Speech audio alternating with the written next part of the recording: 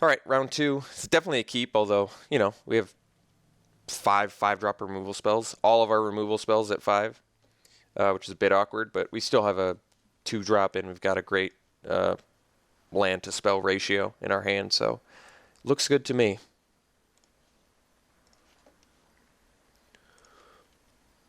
All right, opponent's playing first.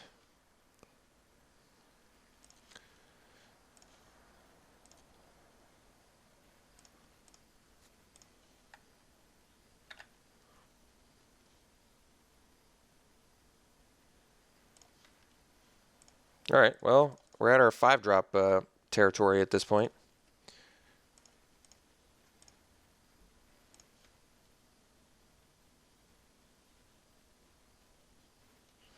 Husk. All right.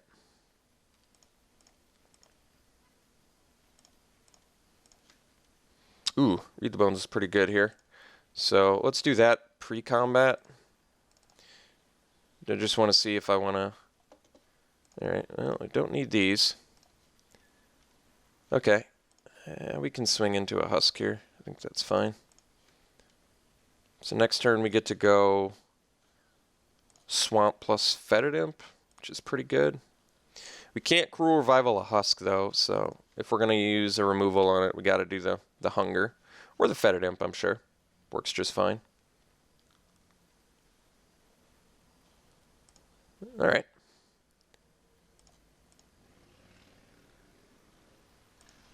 Still more willing to trade a Fetid Imp for a Husk. But I think we just go Fetid Imp and pass here in case he's got a removal spell. I think that's smarter rather than take another beating for 4 unnecessarily.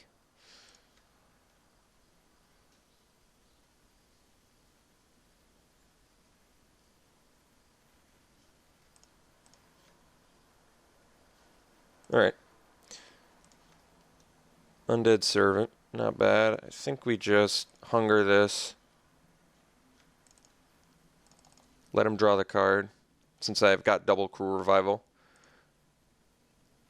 Just basically lets me continue beatdowns.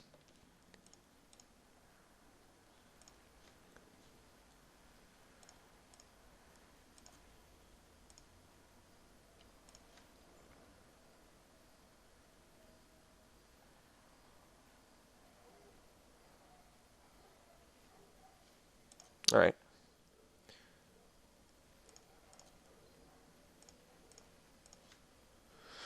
Possessed Scab bringing back Unholy Hunger? Probably not necessary. Let's just bash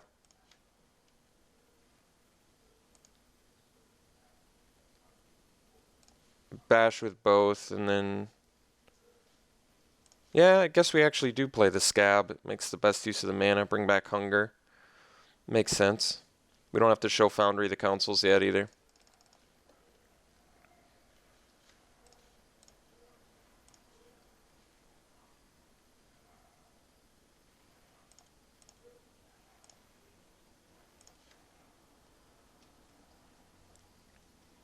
So he knows we have Hunger again, but certainly doesn't know about this wall of Cruel Revivals that we're sitting behind.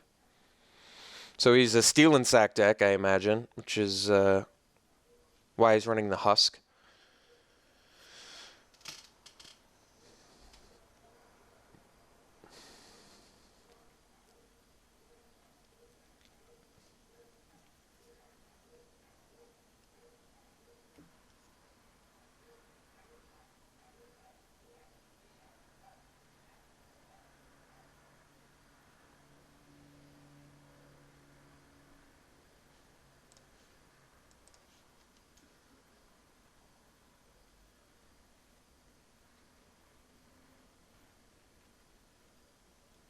All right.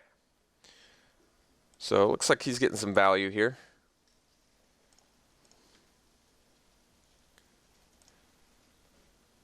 Wants to start stealing and sacking. Well, Disperse is actually not a bad plan against that. So let's play our Foundry, the Councils. Let's bash in here.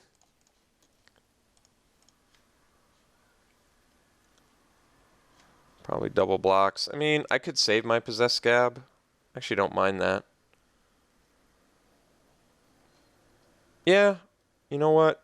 I want to keep my creatures on the board.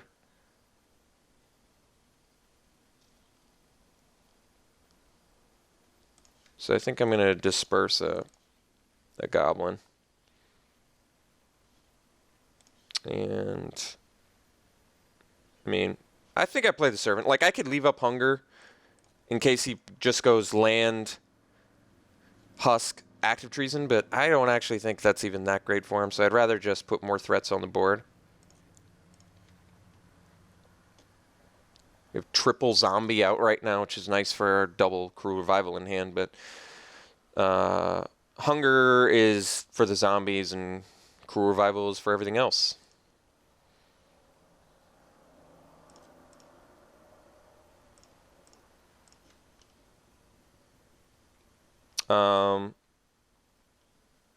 Well, this is not bad. We can go assassin, swing with everything. He trades with a possessed scab, or we can just, I guess, hunger the automaton is probably the best, and then get in.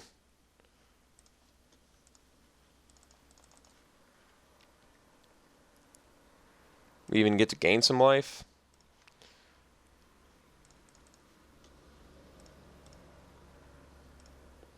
So his husk is live now, but any other big creature we pretty much have on lockdown. I mean, any non-zombie, that is.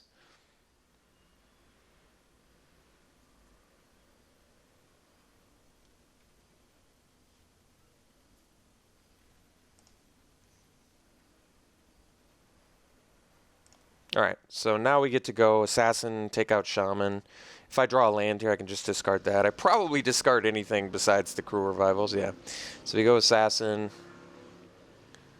take out Deadbridge shaman, discard land.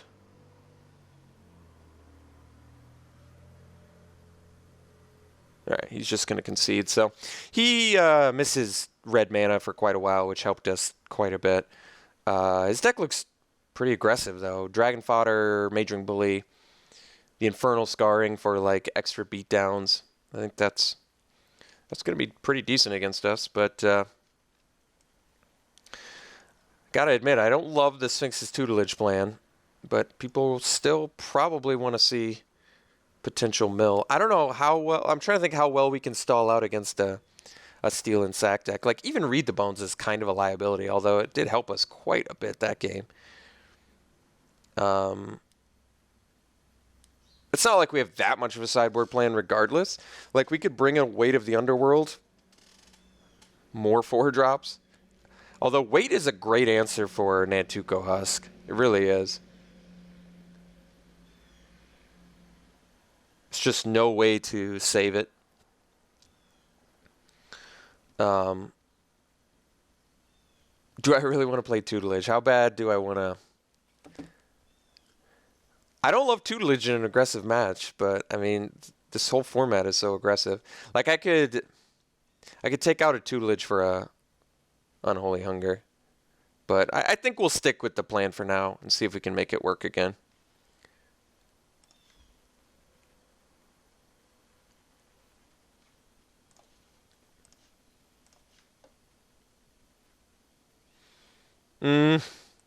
Not the sexiest hand I've ever seen, but we're gonna keep it.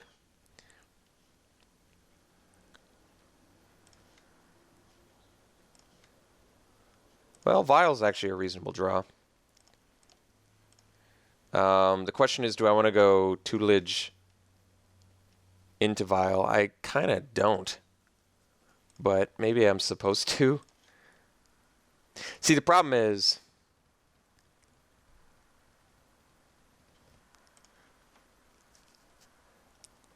I'm going to wait on the Vial, because I think we're almost assuredly going tutelage next turn, and getting that extra value off tutelage might be kind of what I'm looking for here. Gearcrafter's really good with Husk. Return Centaur is a good draw, though, so let's go with the tutelage here. And then we get to go Return Centaur.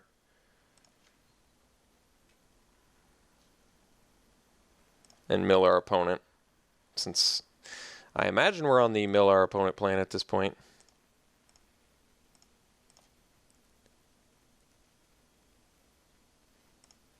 Ooh, Blazing Hellhound's a good one. So I'm going to have to...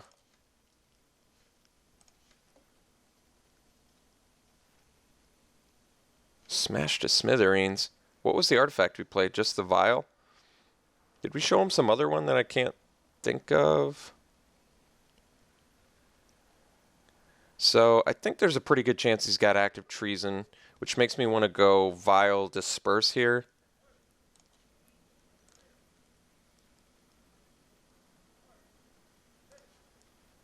Or just vial the Hellhound in general. Tutelage again.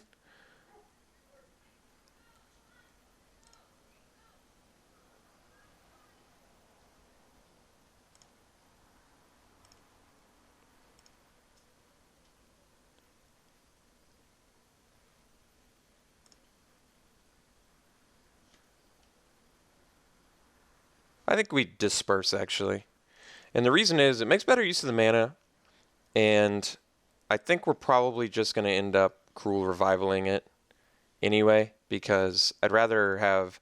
I want full value on Unholy Hunger in terms of spell mastery, so we're going to forego the return value of Cruel Revival, basically because I'm just fairly confident that he's got active treason.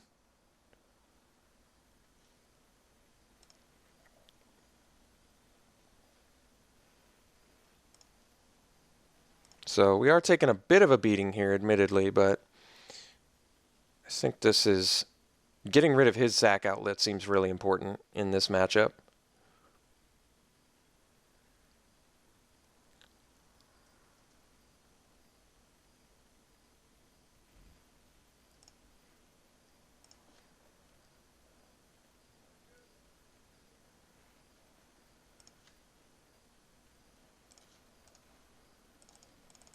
And like I said, I want to gain the life off Unholy Hunger, so...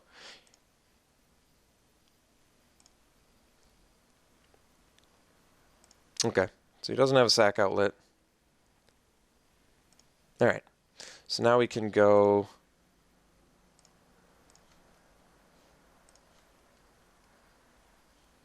or Return Centaur.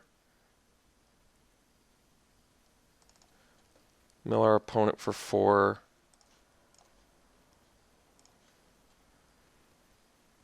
There's his 2 active treasons, jeez. Alright, and then we're going to vial his automaton.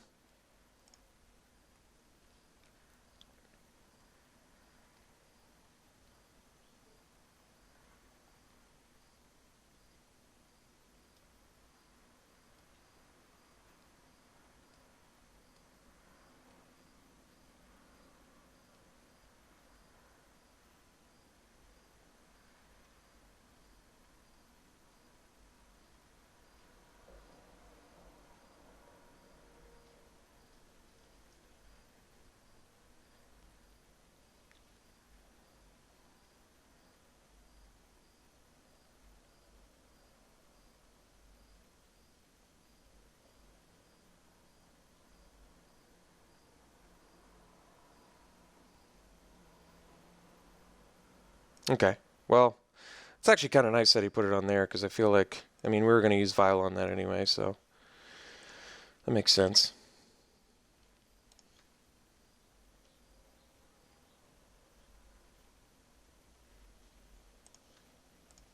If he's got Titan Strength, it's still fine trade, yeah.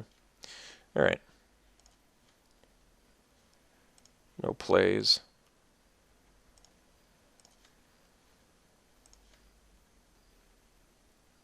So now we can go Marauder plus Servant. It just makes the best use of mana, so I think that is what we do.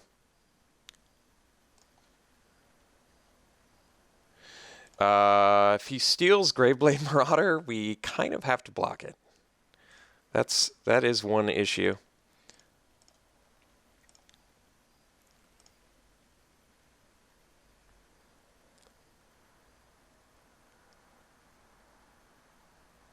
but we milled 2 active treasons. I feel like the Steel and Sack deck typically doesn't run more than 2. The problem is if he hasn't Thralling Victor, man, actually, Greatblade Marauder seems like a big liability against the Steel and Sack deck.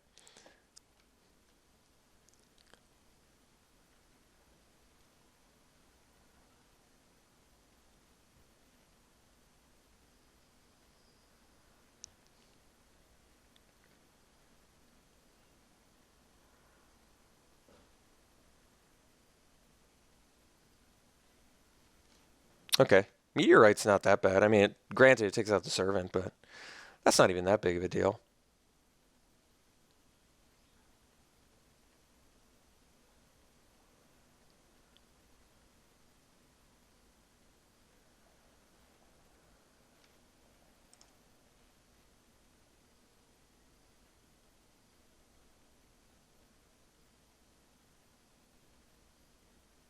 Could Fiery Conclusion take out our Marauder? Then he gets a good attack. But this I feel okay about. Okay, so now we get to go this.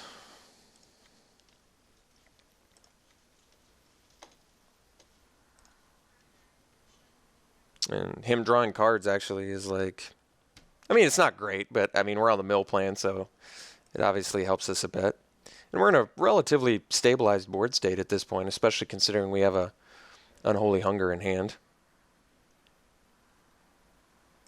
Okay. Towergeist is a good draw too. He's got, ooh, man, his deck looked good. Let's go, do we want to leave up Hunger? How much risk are we at right now? I feel like we do the Towergeist because I'm likely to find something I can, yeah. So we'll take the Corsair, ditch the island, and then we've got a good amount of blockers for everything.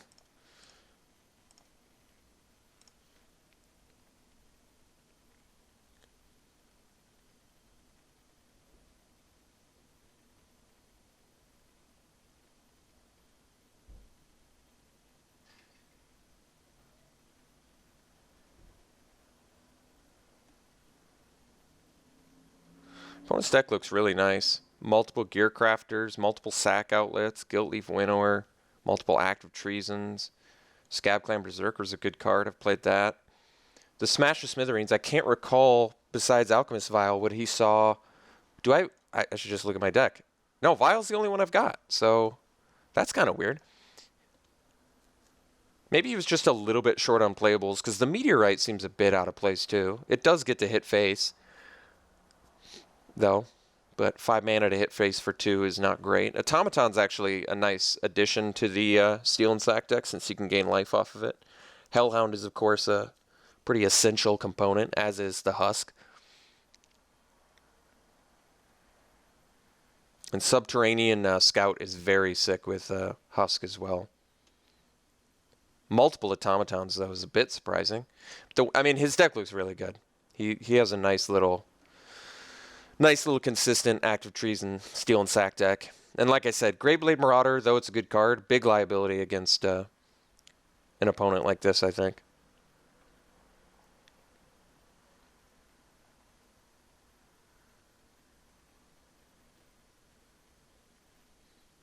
Okay, well, at least we have the hunger for that. And opponent certainly doesn't have very good attacks, so we get to just eat his guy. So, I mean, I could use Tutelage's ability, but I don't think we're going to...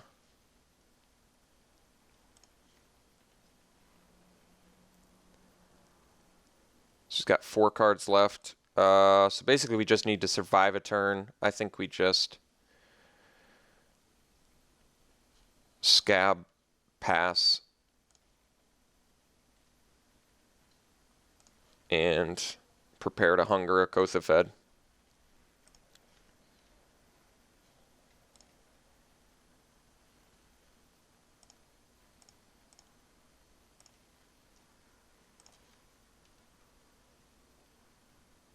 We could have done it there, so well, I was going to say so he couldn't draw a card, but he can't even, like, really draw cards here. Bringing back the husk, okay. I mean, we basically let him draw another card, but I actually don't think that matters.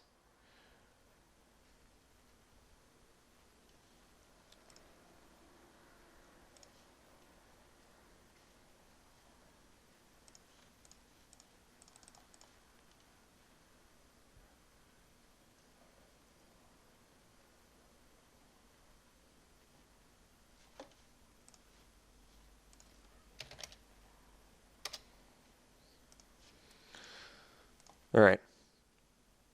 GG's. Successfully milled out the hyper aggro deck, so all right. Tutelage definitely worked out well that game.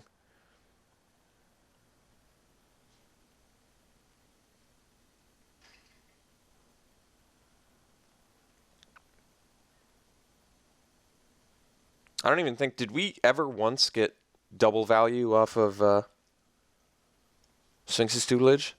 I'm not exactly sure we did. Maybe we did this turn. Can't recall.